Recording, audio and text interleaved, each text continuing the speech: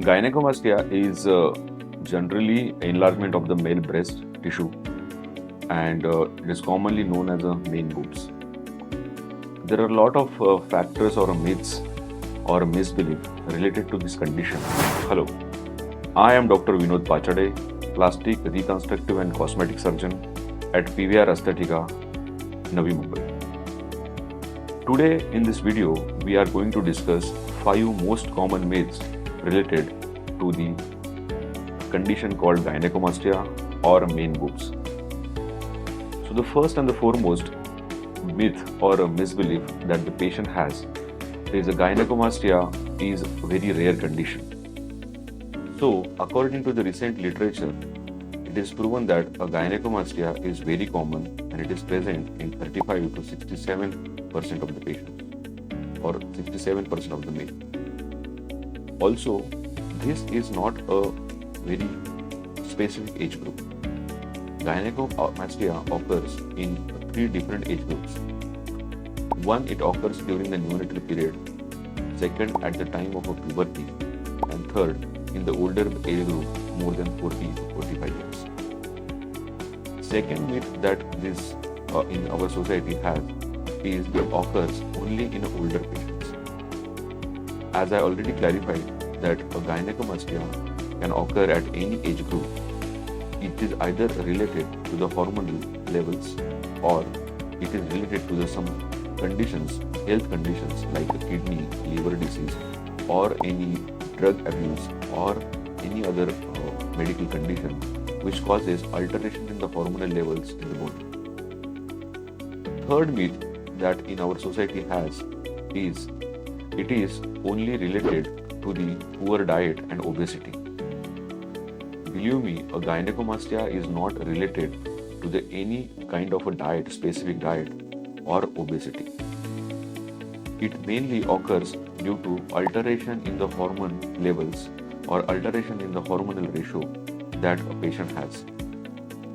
Generally, we have 2 hormones in our body, a testosterone and estrogen, which are predominantly called as a male or female hormone. The ratio of these hormones is lower in case of males and higher in case of females, that is estrogen to testosterone ratio.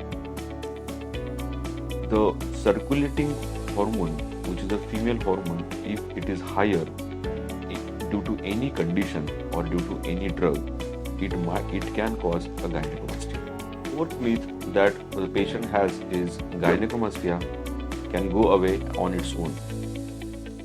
Generally, there are grades of gynecomastia, grade 1, 2, 3 and 4. A gynecomastia which occurs during a puberty and a neonatal period, that is during childhood, can go away on its own once the hormonal level subsides.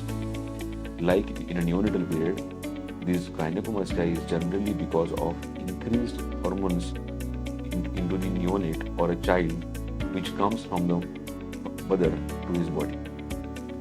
During puberty, the hormonal level surges that it increases drastically.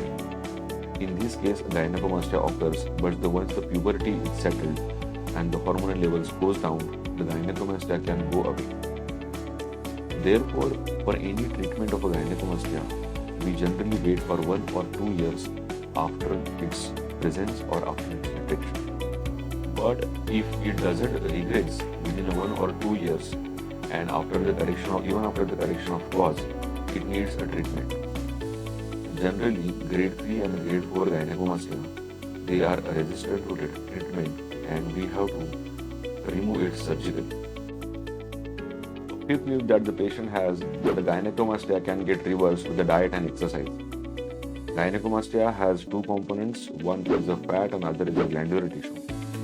A fatty component can get reduced little bit with the diet and exercise, but a glandular tissue remains there because it is because of hormonal effects.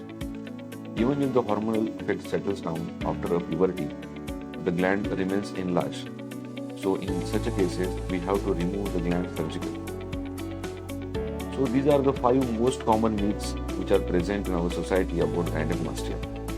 And then there are a lot of other common myths which are not very important but needs to be discussed, like it requires a surgery. Yes, it requires surgery.